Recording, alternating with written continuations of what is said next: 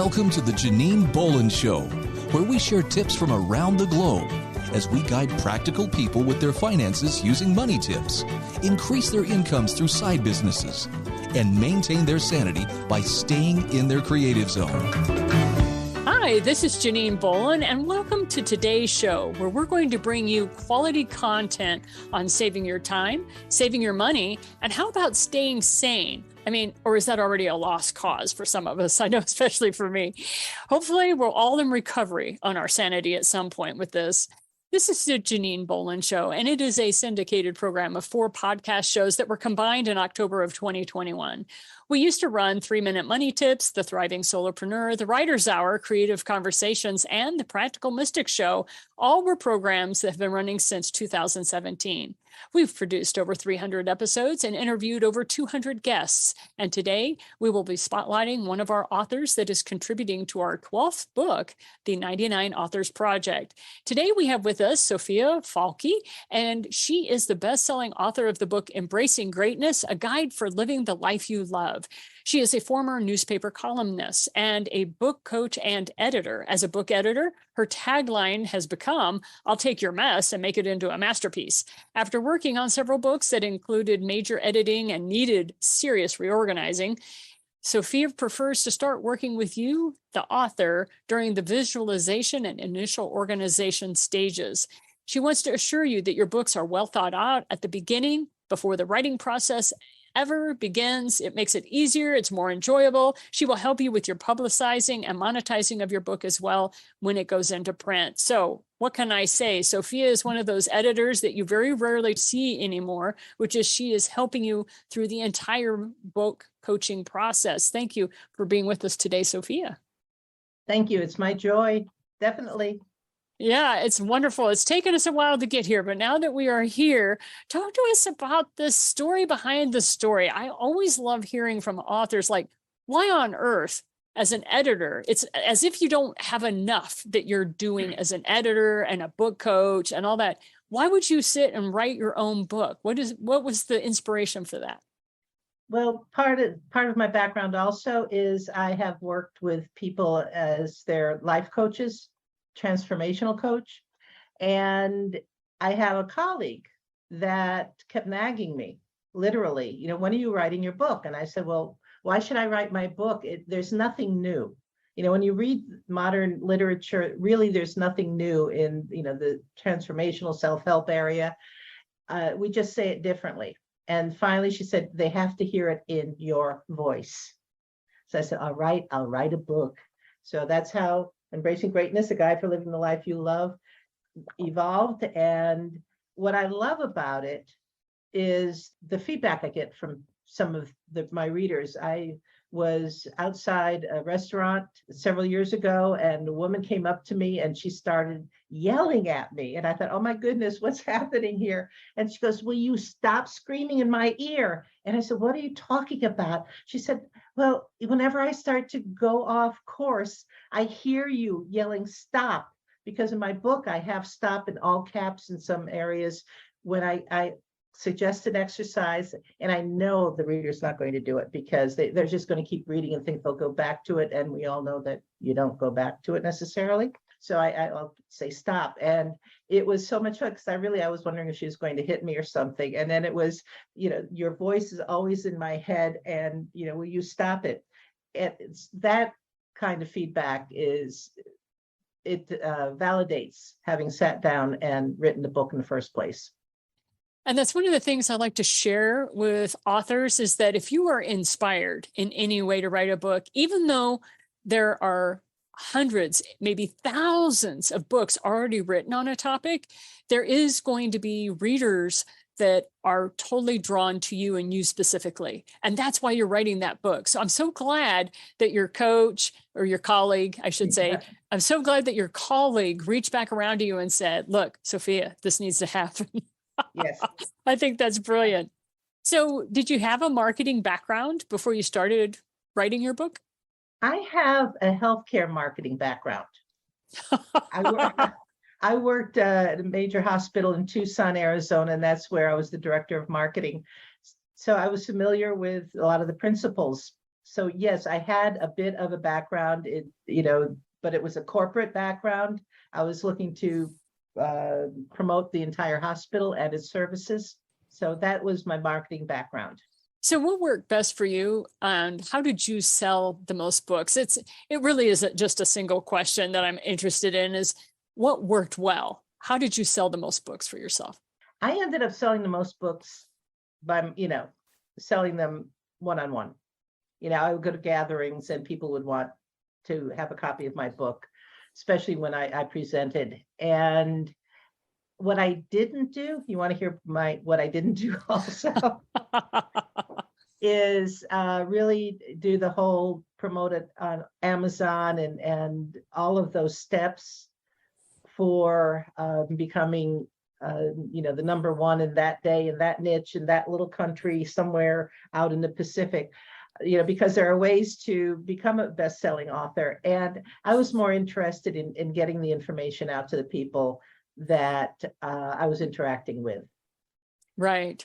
And you and I both have that story of how I had a police officer one day kind of looking at me a little skance because somebody handed me cash and I was digging around in a box in the back of my van and handing somebody a book. And then you could see the cop kind of go, oh, it's like, and it's funny because you and I had those similar experiences where we're literally selling out of the back of our car, the books. Yes. So always take your books with you. You never know when you might sell them. Yes. Yeah. Mm-hmm. And the earlier authors, before the internet, before all of the social media, that's what they did. They would go around with the books in the backs, the trunks of their car, and self-publish. And at the time, self-publishing was kind of frowned upon. Why can't you get a publisher? It was vanity. They called it vanity publishing. Remember, It wasn't self-publishing. It was vanity. You're so vain. You're self-publishing. I remember that. Yeah. Yeah. But I heard the stories, and I wish I could remember the names of the authors and their books, but that's how they got to be bestsellers, and they were then picked up by traditional publishers. And that's still a process that works today, is that you need to be self-published and show that you have a following and a group of people that are following you. And then a publisher may consider, having you. So that's what worked for you, was going to these one-to-one meetings, having one-to-one meetings, selling out of the back of your van or whatever. Uh-huh. So what process did you try at selling books that was an epic failure? I think social media. I'm still in some ways figuring out that. So, I would say, I've got the book, etc. I didn't follow through. And the strength of getting the word out is the follow through, pure and simple. And so I would say it was my biggest mistake. So my next book, which is Creating the Life You Love, 5 Keys to a Life of Purpose, Passion, and Possibility, I'm putting it together much differently. I've got marketing within the book itself. Go here for more information on, this subject, etc. And also just the whole design of it is going to be more geared toward being, attractive, getting the attention. And my promotion of it is going to start before I finish writing it. Right. Because with Embracing Greatness, I started promoting it after I had written it. And I've discovered the key is, even when you've got the thought, if you've got the title of the book, start promoting it. That's correct. Because I don't know about you, I throw up any kind of a book on social media. It doesn't matter. I'll go on Canva, I'll throw some ideas together. As long as I have the title of the book and I know that that's what's going to stick, then I'll put it together, even though I don't have the graphic designer's galley copy back, and I start promoting it. And people are like, oh, I was so shocked when I got the book. Is this the same book? And I'm like, yes, it's just a different cover. Yes. So tell us a story about yourself that gets the most laughs from your target audience. I don't know if it gets laughs. Well, my target audience, as far as the book, which is, I want to help people truly transform their lives, is actually to talk about my failures, which at the time were not amusing. Also, especially in this book, Embracing Greatness, in 1989, I took my 75-year-old mother on a 10,000 round trip, camping trip from Tucson, Arizona, up to the Arctic Circle in Alaska. And I didn't think much of it because I just, I quit my job and I took to the road, and it had a truck with a camper that fit in the bed of the truck. So my bed was over the cab. My mother's bed was the kitchenette, which collapsed into a nice, comfortable bed. And we had our own bathroom, which is a good thing to have in Alaska. So to me, that was just something that I did.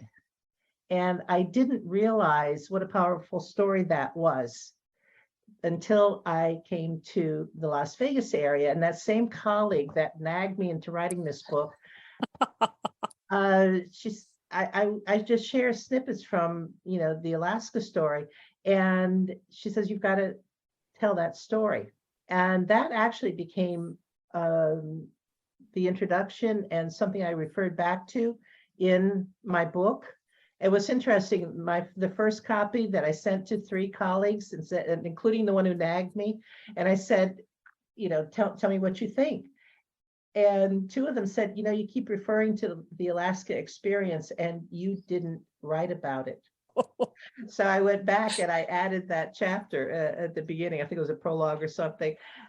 That is the story that captures people, because it was talking about a dream, and it was talking about the experience of having, my 75-year-old mother with me on this adventure, and how she died 2 years later, and how people at the funeral service, the old ladies in the congregation, they were all coming up to me and they'd touch my sleeve and say, you must be the Alaska daughter. So what I thought was just a nothing, of course, we're going to go, 10,000 mile round trip, camping trip up to the Arctic Circle. I took it for granted. And I discovered later how powerful it was for so many people. And for 2 years, my mother had been talking about that trip. So it was such a great gift for me to have her friends in the congregation come up so that I knew how special it was, but also the lesson in it because of the overcomings that I went through, and how it supports other people in achieving their dreams. And I think that's something that we forget as authors. I haven't talked to an author yet that didn't have to add a chapter. Like, we get so focused on what we're trying to communicate, and it's so intensive and it's all encompassing when you're writing this book. And mine was, I had to add a chapter at the back because they're like, Janine, you didn't really wrap all this up. You need to wrap all this up. And I went, oh, I guess I didn't. You're so relieved, right? That so frequently in my books, it's add that last chapter. Oh, right. Need to do a wrap up of this. And then I love it that yours was, you need to put this at the beginning of the book. Yeah. I love that. Exactly.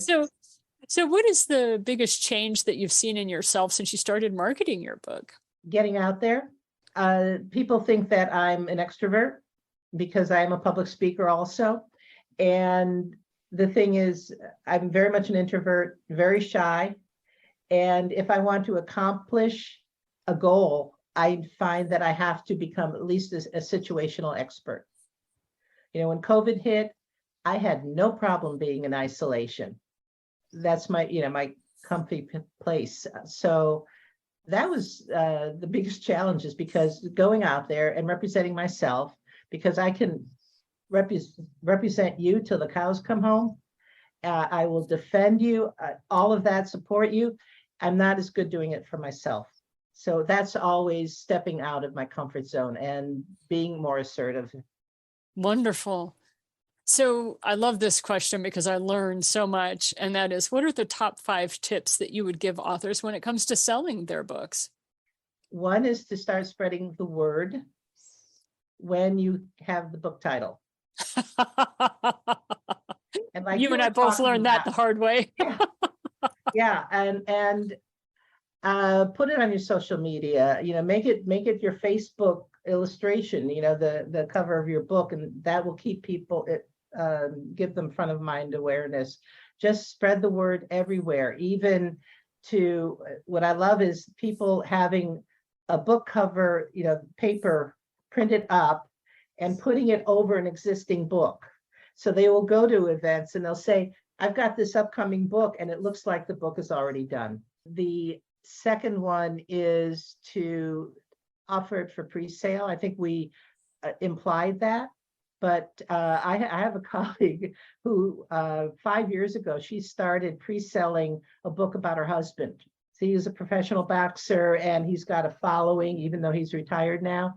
And she's going to write this book someday, but she's been pre-selling it for 5 years and getting a subscription of people to sign up, so that she will send out snippets about his life.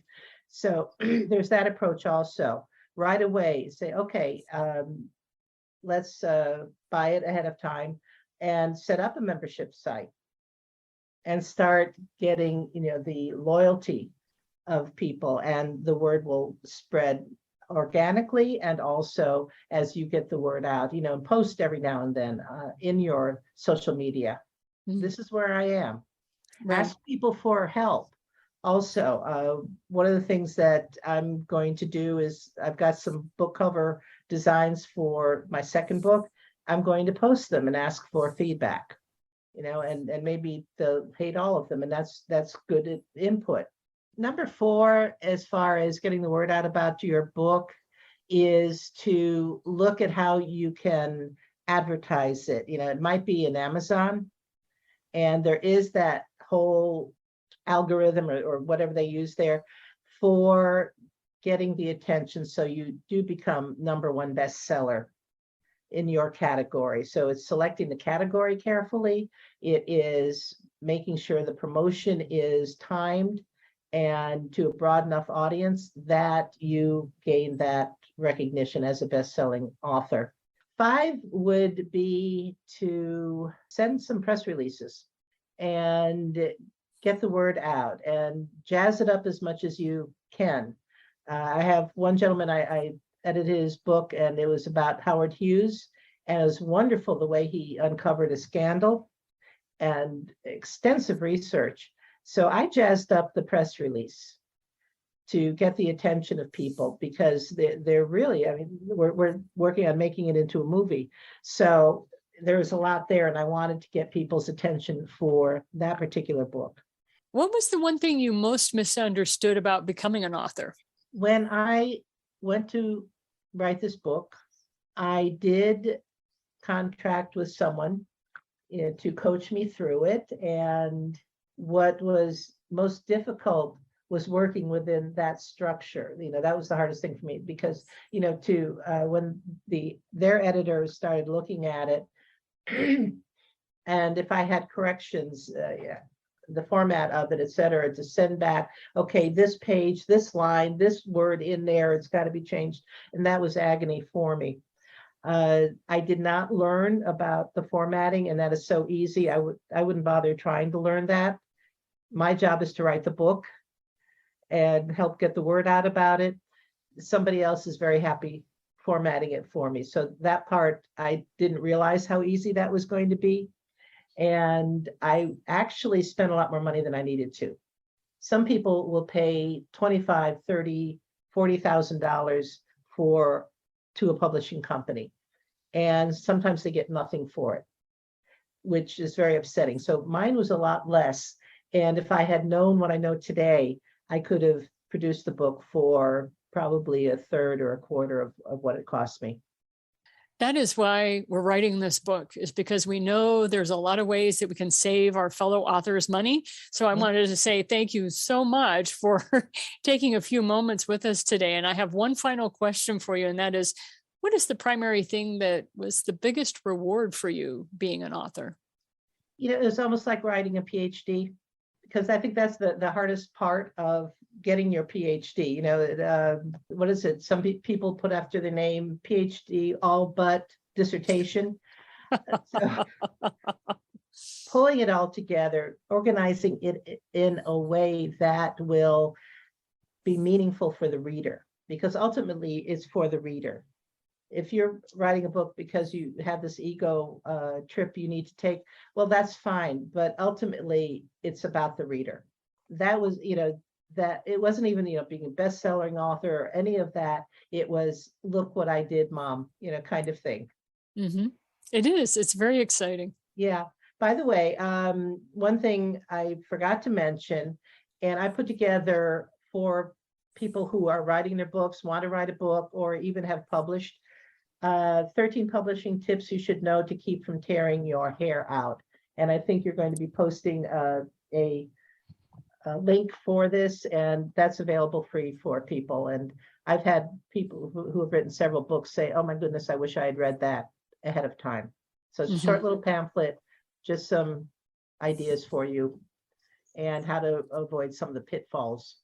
Any other last words you care to share with us today, Sophia? If you want to write a book, just write it.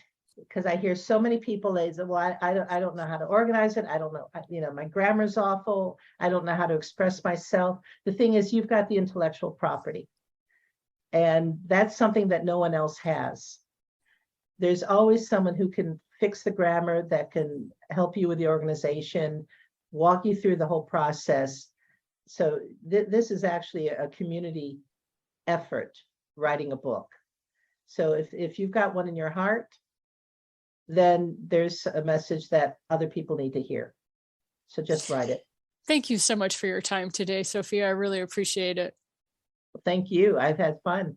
And that's it. Sophia's answered our questions. We got more information in store for you with her latest work, and you can find out about her latest projects from her website, which is EmbraceYourBookNow. And you also can reach Sophia at EmbraceYourBookNow@gmail.com. I highly encourage you to go there. Do you have a new website for this project of yours? Well, actually, it's EmbraceYourBook.com and then EmbraceYourBookNow@gmail. So my next project is I'm offering workshops for aspiring writers. And so if you do have that book in your heart, I highly recommend that you pop onto her website and give Sophia a call today. So thank you for your time today, being our spotlighted author. Thank you. And if you are an author, or you know of an author that you would like us to spotlight, please visit our website, authorpodcasting.com, where you will find the 99 Author Project listed. We talk to authors from all walks of life as we build out book number 12, which is the advice from authors to authors that's due out in 2023. And this is Janine Bolon signing off with you today, and all of us here at the 8 Gates that produces the Janine Bolon Show. We wish you a wonderful week. We encourage you to get your message, your story, or your knowledge out into the world and make it a better place, just like these authors that we're interviewing this year. We will see you again next week, and until then, keep sharing what you know with others, keep shining that light that is you, and don't forget to go out and do something for yourself today that's just plain fun. We'll see you next week. Thank you for listening to the Janine Bolon Show. Be sure to subscribe to our show notes by going to theJanineBolonShow.com, where you'll find additional resources as well as the opportunity to sign up to receive our program in your email each week. Be sure to visit our sponsor at the8gates.com.